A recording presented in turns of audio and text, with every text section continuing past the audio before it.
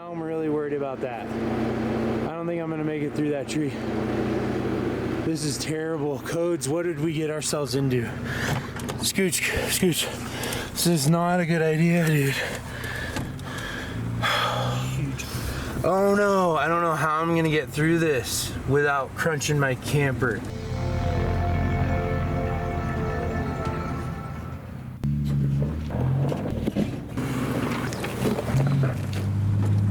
So Supertramp campers, we're gonna see them tomorrow. They gave us this camp spot. Weaving our way up here.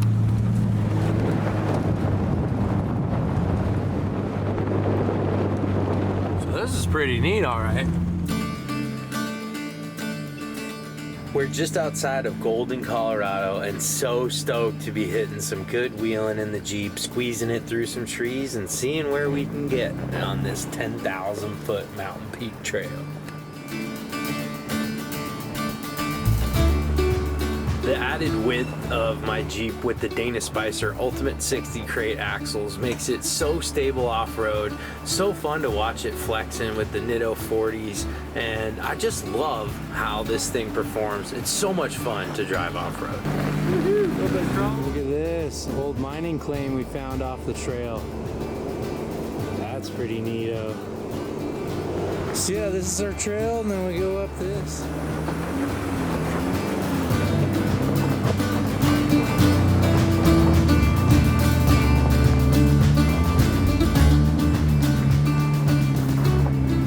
Up to this point, the trail was super wide. My Jeep was eating it up, but it's about to get a lot tighter and more technical.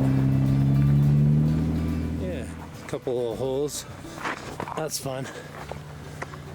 That's what this truck's made for, just do stuff like that with ease, you know? Like, I'm doing this late at night. I gotta leave in less than 12 hours from this spot, and I gotta sleep between that. So it's like, yeah, this is, if this were like sketchy or like making me nervous, then I wouldn't be doing it right now. But because it's almost dark, but no, this thing just eats it up, so there's no worries. Like, this isn't even close to getting to pushing the Jeep, so it's no worries at all. I love it. Look at this, right off the edge, Codes. Wow.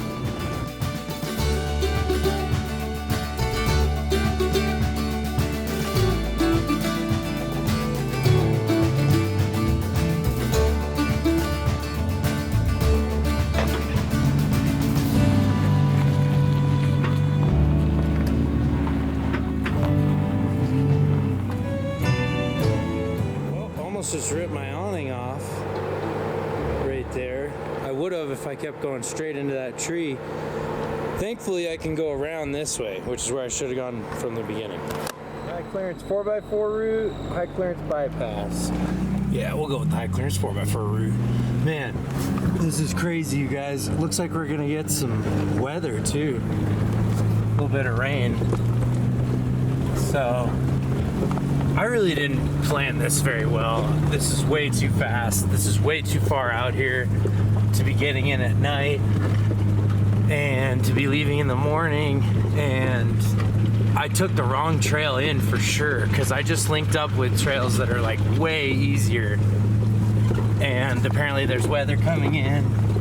So not really a great idea to be all the way up on this mountain, but here we are. Here we are. We finally made it to our spot with a beautiful view. Truck's super hot, and I mean, I'm stoked. Like, this was gnarly, but, and you know, it's pushing it time-wise, but who cares? Like, I could spend a week here, you know. This is a beautiful spot. So, well, the views are gonna be incredible in the morning, so that'll be worth it. And even right now, it's pretty sweet. All right, Codes. Wow, it's a brisk 66 degrees out. And look at this, we can even see some snow. We're that high up in the mountains. Look at that. I gotta check elevation. Actually, I wanna do that. I can see it in the rig here, so let's look. 10,800 feet. All right, let's turn that off. Shut up. Did you guys see that? 10,800 feet. Woo-wee! Oh, it's incredible. Of course we're gonna get some weather.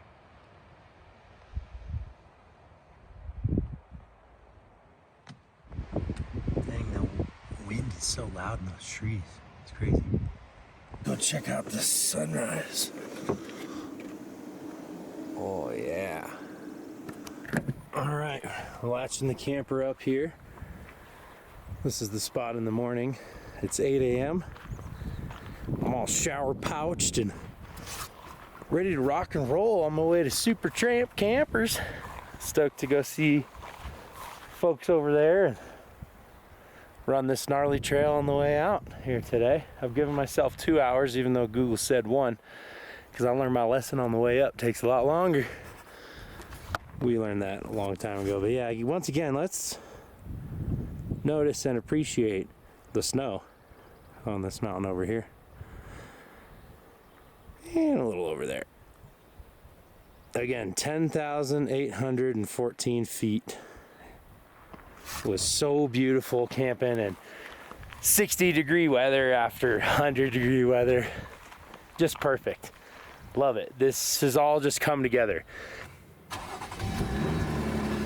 All right, Coach, what do you think? We're mobbing out.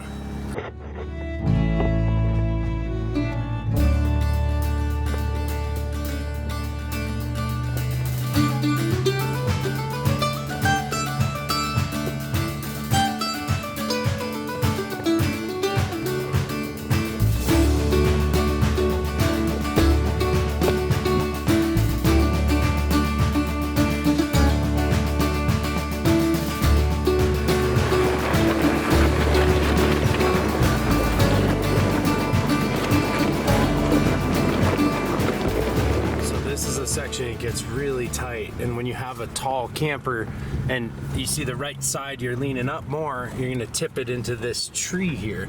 So watch as we go by. We'll get the camper really close to this thing. Geez, we just hit trees on the right. See, we can't really be much further over, but yeah, you see that? Our camper and our bike just inches from the tree. So there's moments like that 20-30 times on the way out here this morning on this trail. So yeah, it's definitely one that is a little gnarly, and I don't like that I've rushed in and out, but I don't feel rushed right now. We're good. We're taking it easy. I've given myself enough time, I think. So I'm trying to get to Super Tramp by 10 a.m. Oh, jeez. Just big trees, man. There was a few times yesterday where I was inches, not even an inch from big trees on the camper. And that's where I almost ripped the awning off yesterday in those trees. You wouldn't even know it, you know, like a rig without a camper, you wouldn't even think it. And even a camper that matches the curves of your truck. My camper goes straight up. It's like a couple inches wider than the Jeep, and it's a whole different driving experience than, you know, a lot of campers on the market that do match the sides of the body lines of the truck. There are huge advantages to that. You lose space in the camper, which is the disadvantage. So everything's a balance with this whole Overland camper thing. It just depends what you want. I've been able to fit this thing through some amazingly tight spots. I've only ever had to turn around once in BC when I had the camper wedged up against a tree ski, and that was no good. And well, twice now, right here. So, but thankfully there was a bypass on this. The other one, there was no bypass, and I just couldn't get to my river spot. Right here, in this tree. And oh my gosh, right there, I'm like 2 inches from that. All right, we didn't take this way up, but it looks a little more fun. And that's where I really started to get in trouble. So I took a trail down that I'd never been up. If I was driving up something and had to reverse down because it was too gnarly, that's a lot easier than reversing back up. Anyways, watch what happens. I don't know if this was such a good idea. I've just remembered trees. Like, if there's a tree that we can't fit through here, we like have to crunch through. We can't reverse up this. Oh my gosh, and there's something sketchy coming up, you guys. Holy cow, and now I'm super close. Dude, this might not have been a good idea. Dude, there's the biggest, this might have been a really bad idea to run this trail.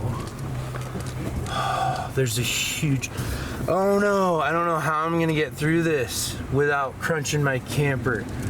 There's a huge notch sticking out here. Holy shit. Oh, okay, here's what I have to do. Wow, okay, you see this?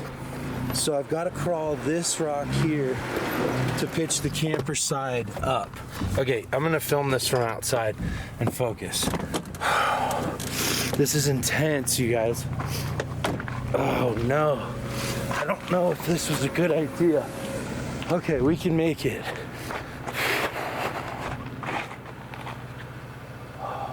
Holy cow. Of course, in my panic, I didn't end up getting the right angle so you could really see what was going on here, but this big root and tree was sticking out, and essentially, if I drove further away from it to the passenger side, I would have ended up flexing the camper into it. So I had to go far driver's side and not crawl these boulders that I would have loved to crawl if this stump wasn't there. Just so many factors to consider when it came to pitching the camper into trees and rocks.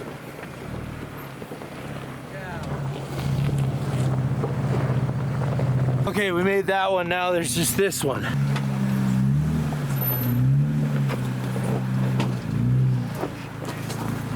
Right now I'm driving into the biggest boulders and tightest trees that I have to crawl through, and I'm super worried about how far the camper is going to pitch over to the side when I crawl this big boulder. Luckily, these big 40-inch Nittos on trail ready beadlocks, I mean, with these Dana 60s, these rocks are just absolutely no match for this setup. So I'm not worried about that. I'm just worried about fitting through.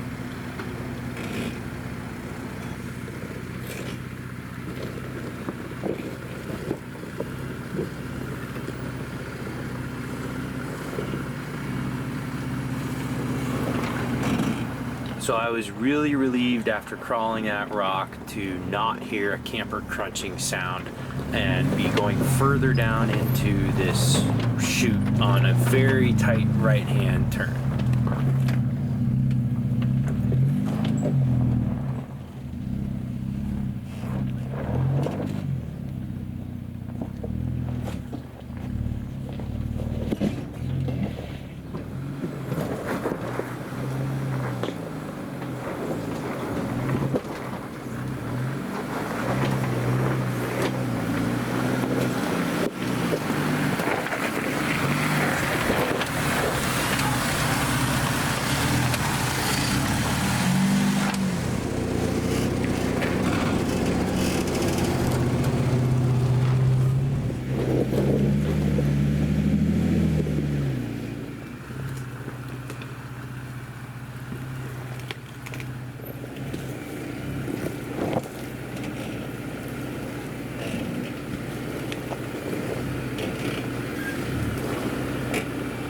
Back on the main road.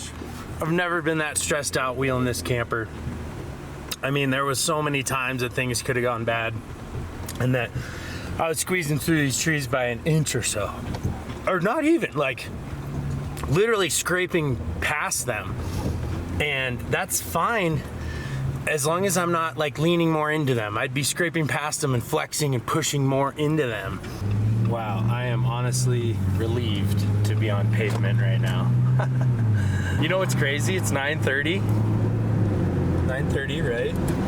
And I've only got a 31-minute drive, so I'll be there at 10:01. I'll be right on time still. I love that. If you were late to work today, did you have to go down a 10,000-foot mountain pass? We're pulling into Supertramp right now, so make sure to check out the next video. Comment, let me know what you think of this crazy wheeling experience, and like it if you liked it. So we'll see you next time. The only question is, are you? down to mob.